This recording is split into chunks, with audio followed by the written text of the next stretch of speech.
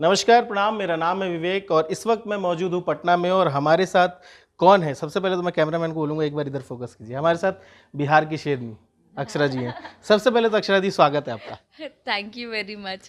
पर जब भी मैं सुनती हूँ शेरनी शेरनी, आज मैं शो में गई थी वहां पे भी शेरनी शेरनी मुझे आपकी दहाड़ जो है ना, वो बाकी मेरा लड़कियों को सबको नाम प्रेरित नाम ही करते हैं। नाम रख दिया है आप लोगों ने। क्या बात। अच्छा, एक फैन भी आई हुई है, बहुत दूर से आई हुई है। सबसे पहले तो अपना टैटू दिखा दीजिए। नीचे मुलाकात हुई थी, बहुत देर से वे वेट कर रही थी। सबसे पहले तो आप टैटू देखिए, क्या ज़बरदस्त टैटू बना हुआ है। मैं शॉक्ड हूँ जब से मैंने देखा है कि इतना ज़्यादा भी कोई प्यार कर सकता है। मेरे लिए ये पहली बार ऐसा कुछ है और it's a big surprise for me. तो मैं निशब्द हूँ इस मामले में, मैं क्या ही बोलूँ बस आपका नाम क्या हुआ? नेहा न्यारे नेहा ने कहाँ से आप आई हैं? कैमूर भगवा। मतलब कैमूर से अक्षरा जी के लिए यहाँ पे कहाँ से आपने ये सारा टैटू जो है कहाँ से बनवाया? टैटू तो मैं दिल्ली में बनवाई थी, गाजियाबाद में। कितना तकलीफ होता है टैटू बनवाना और उसको आजीवन रखना और घर वालों का सहमति मिलना उसमें? हाँ, हमारे मम्मी पे मैं बोल रही थी, मतलब दीदी का पिक्चर गाना सब कुछ देखते हैं तो मेरी मम्मी बोलती है कि अक्षरा दीदी को जब देखो तो मेरी मम्मी पापा सब लोग पहचानते जानते हैं। मम्मी पापा से गाली सुनवाती हो? नहीं नहीं दीदी, ऐसा कोई बात नहीं। मेरे मम्मी पापा सब लोग बहुत, आज बहुत वो लोग खुश हैं कि आज मैं आपसे मिली हूँ, सबको पता है। और मैं दिल्ली में बनवाई थी, खुद मेरे पापा पैसा दिए थे, मैं जिद की थी कि मेरी दीदी का टैटू बनवाएंगे। तो मेरे पापा बोले ठीक है, तो यहाँ दिल्ली में बनवाए थे। और रही बात दर्द उर्द का, तो मैं दीदी को इतना मानते हैं, इतना प्यार मोहब्बत करते हैं कि मेरे को कुछ दर्द नहीं हुआ। दीदी के सोच सोच के मैं बनवा ली, कुछ नहीं हुआ। मैम, बड़ा टैटू का प्रचलन चला है इन दिनों भोजपुरी में। सभी लोगों के टैटू बने हैं, लेकिन किसी फीमेल सिंगर का, किसी फीमेल एक्ट्रेस का इस तरीके का टैटू और एक लड़की बनवा के आती है तो कैसा महसूस होता है? एक तो वो चीज़, और दूसरी चीज़ कि कितना ये टैटू को लेके बवाल जो चल रहा है इंडस्ट्री में कि टैटू बनवाना है, काम पाना है, इसको लेकर के आप क्या सोचती है? दोनों सवाल। अ, सबसे पहले तो टैटू बनवाना है काम पाना है, ये लॉजिक मेरे समझ से परे है। क्योंकि अगर ऐसा कोई कहता है तो कोई काम पाने के लिए भी अगर अपने आप को दर्द देता है और तुमको मानता है एज अ कलाकार, वो आपके लिए बहुत बड़ी बात है।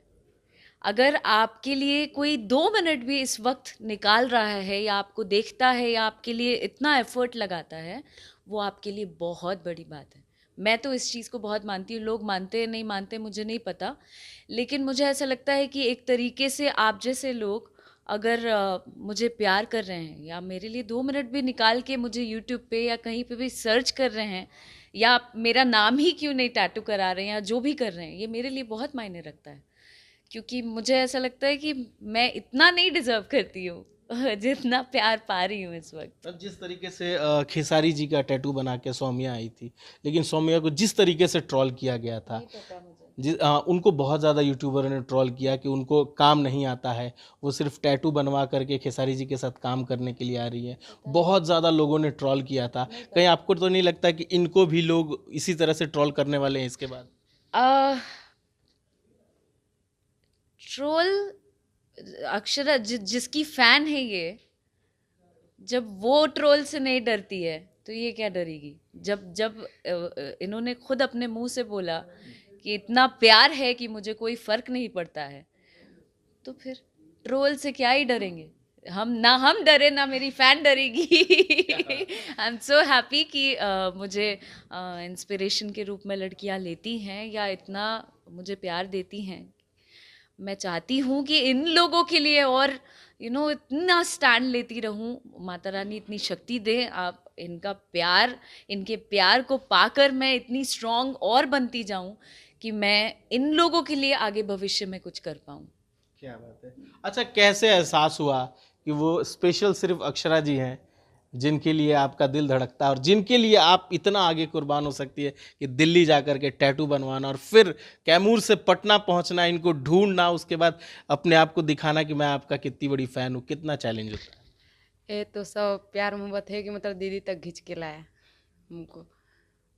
अच्छा, दीदी के लिए कुछ तैयार भी की थी आप, तो क्या तैयार किए हैं दीदी के लिए आप? दीदी के लिए एक गाना गाए हैं कि बाटे बदन मिल्की मिल्की, बाल बाटे लंबा लंबा सिल्की, बाटे बदन मिल्की मिल्की, बाल बाटे लंबा लंबा सिल्की, रूप इतना सुंदर फिदा होखे मैनू मैन, रूप इतना सुंदर फिदा होखे मैनू मैन, हम हैं अक्षरा के फैन, हम हैं अक्षरा के फैन, हम हैं अक्षरा के फैन, हम हैं अक्षरा के फैन। एही तरे दहाड़त रहा होली न लैकी कमजोर हो, मेहनत से आगे बढ़लू हिम्मत न हरलू थोड़ हो, हिम्मत न हरलू थोड़ हो। क्या बात है, बहुत खूब। गाना रिलीज हो गया है क्या? नहीं, गाना का शूटिंग कल चल रहा था लेकिन फिर अधूरे रुका है, अभी उसका शूटिंग करवाना है। इसकी गारंटी हम नहीं लेते, क्योंकि भोजपुरी इंडस्ट्री का मानना है कि जो गाना निकल जाता है, जो अच्छा होता है, वो गाने बड़ी जल्दी चोरी हो जाते हैं। और अक्षरा जी को लेकर के है तो मुझे लगता है कोई ना कोई आपसे पहले निकाल ही देगा। क्या लगता है आपको कि जिस तरीके से गाने भोजपुरी में आते हैं, जो अच्छे होते हैं, जो आपके भी बहुत अच्छे अच्छे गाने आते हैं, उसको लेकर के बड़ा जल्दी लोग चोरी का मामला शुरू कर देता है? अ, अभी इतना मतलब मैं इतने अलग फोकस्ड वे में मैं चलती हूँ ना कि मुझे ये सारी चीज़ें दिखती नहीं और ना मैं ध्यान देती हूँ इन चीज़ों पे। कौन चोरी कर रहा है, कौन क्या कर रहा है, करते हैं लोग। ये सही भी नहीं है, गलत है। सबको अपना अपना काम करना चाहिए अपने तरीके से, अगर आप टैलेंटेड हैं, आप उस काबिल हैं, तो आपको चुराने की क्या ज़रूरत है यार। अपने आप को प्रूव करो ना अपने काम के ज़रिए। तो मेरा ये मानना है। बाकी लोग क्या करते हैं, लोगों को आप थोड़े रोक सकते हैं। 5 उंगली बराबर नहीं होती है, सब स्वतंत्र हैं अपनी अपनी चीज़ें करने के लिए। माँ का महीना चल रहा है और माँ का महीना में आपका भी गाने आए हुए हैं। मात्र 2 से 3 दिन में 2 मिलियन से ऊपर गाना है, तकरीबन 2.5 मिलियन से ऊपर होने वाला है आज। क्या कहिएगा, क्योंकि भक्ति गाने को जिस तरीके से लोग प्यार दे रहे हैं, क्या हमारी भोजपुरी वाकई में बदल रही है? भोजपुरी भोजपुरी में हम जैसे कलाकार भी हैं, और भी बहुत सारे कलाकार ऐसे हैं जो भोजपुरी का सोच के, भोजपुरी की इज़्ज़त, उनकी गरिमा, अपने संस्कारों को, अपनी मिट्टी को, सबको याद करके चलते हैं। और भी कलाकार हैं जो ऐसे गाने लाते हैं जो सिर्फ़ और सिर्फ माँ के ऊपर हो, अदर चीज़ें उसमें इन्वॉल्व्ड ना हो कि अरे कोई कुछ गा रहा है, कोई कुछ गा रहा है। देवी गीत को भी देवी गीत टाइप नहीं करते हैं ट्रीट, कुछ भी गा देते हैं। लेकिन हमारे जैसे लोग भी एग्जिस्ट करते हैं जो मेहनत कर रहे हैं, और देर सवेर ही सही, मुझे लगता है कि हमारे दर्शक उनमें से भी हैं, श्रोता उनमें से भी हैं जो ऐसे गानों को एक्सेप्ट करेंगे।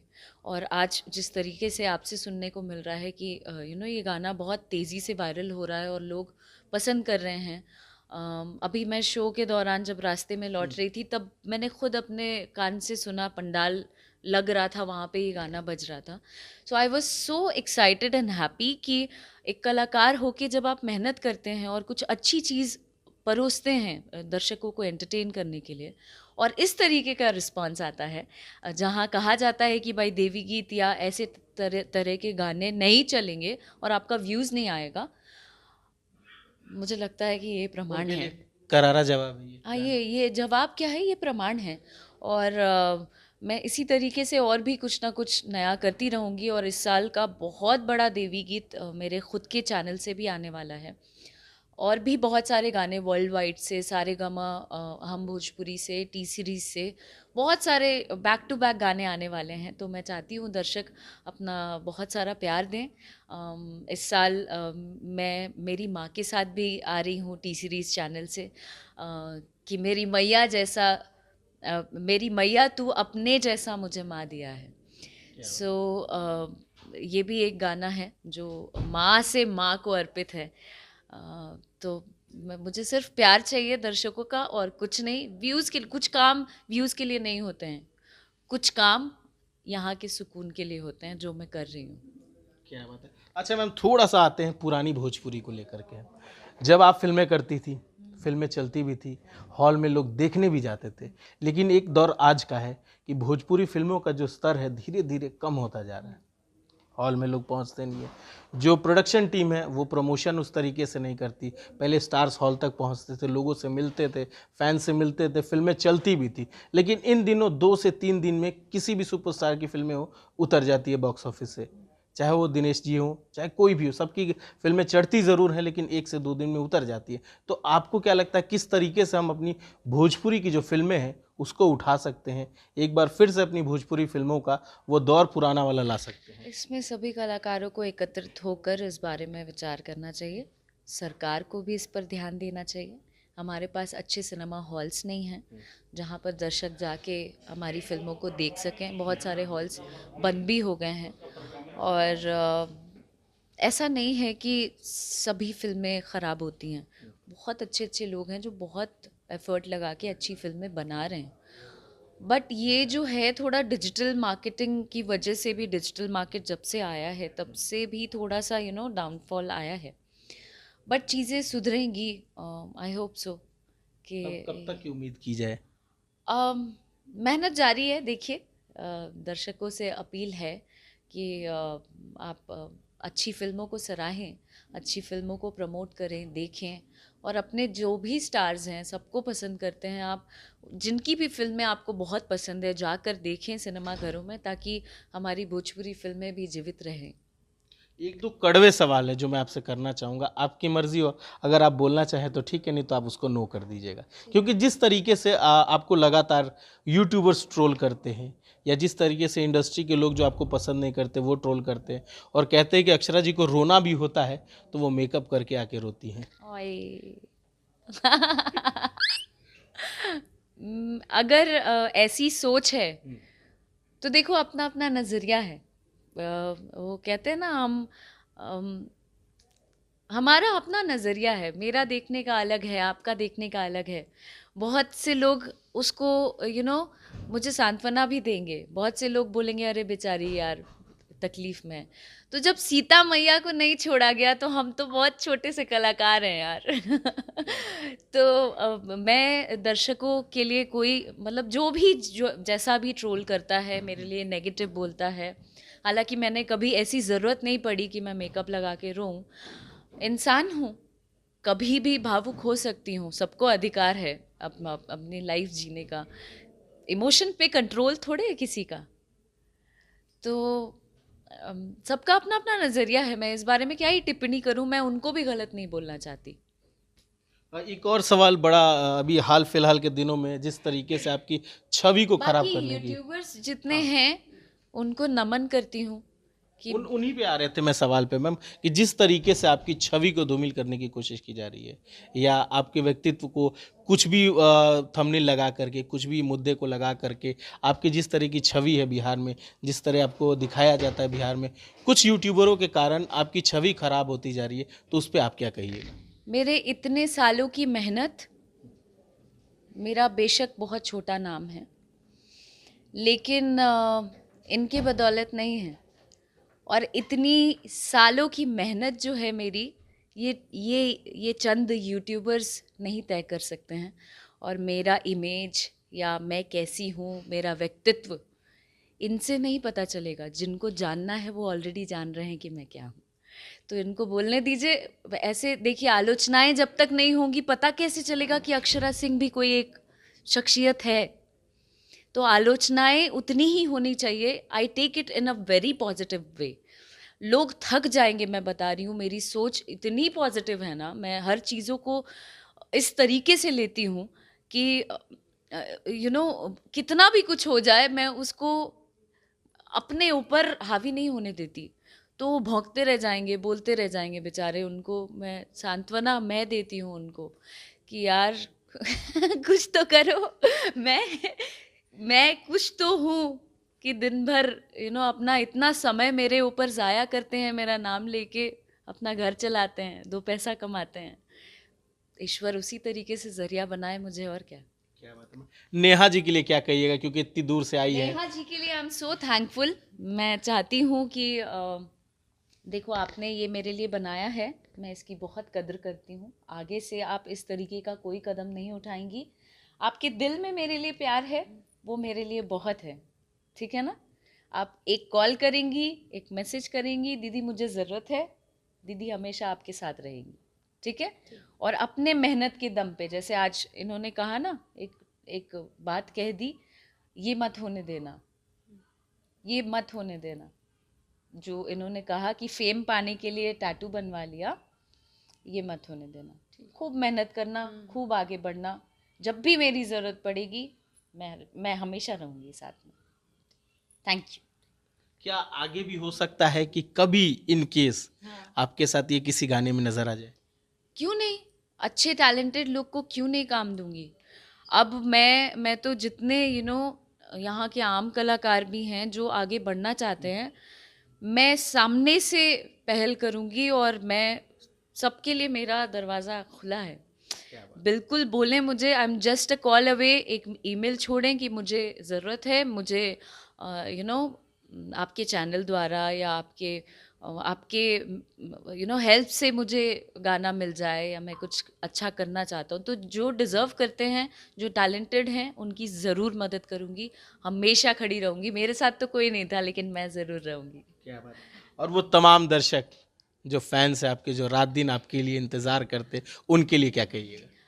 जो भी दर्शक हैं, मैं उनसे बहुत प्यार करती हूँ और मैं इस चीज़ की बहुत आभारी हूँ कि आप भी मुझसे उतना ही प्यार करते हैं जितना मैं करती हूँ, और आपकी वजह से ही मैं बन पाई हूँ जो भी थोड़ा बहुत बन पाई हूँ। आगे भी इसी तरीके से अपना प्यार, दुलार, आशीर्वाद मुझ पर बनाए रखना, ताकि मैं और भी मेहनत करूँ और आप लोगों को एंटरटेन कर सकूँ। हम जाते जाते झूम झूम पैजनिया जो गाना है वो मैं चाहूँगा दर्शकों के लिए, छोटा सा अंतरा है मुखड़ा जो आपको याद। आओ आप भी गाओ मेरे साथ। मैया के मुँह चुन मुनिया रे, मैया के मुँह चुन मुनिया रे, छुम छुम बाजे पैजनिया रे, छुम छुम बाजे पैजनिया रे, छोटे छोटे सातुर बहिनिया रे, छोटे छोटे सातुर बहिनिया रे, छुम छुम बाजे पैजनिया रे, छुम छुम बाजे पैजनिया रे। Thank you so much ma'am अपना टाइम देने के लिए। Thank you very much.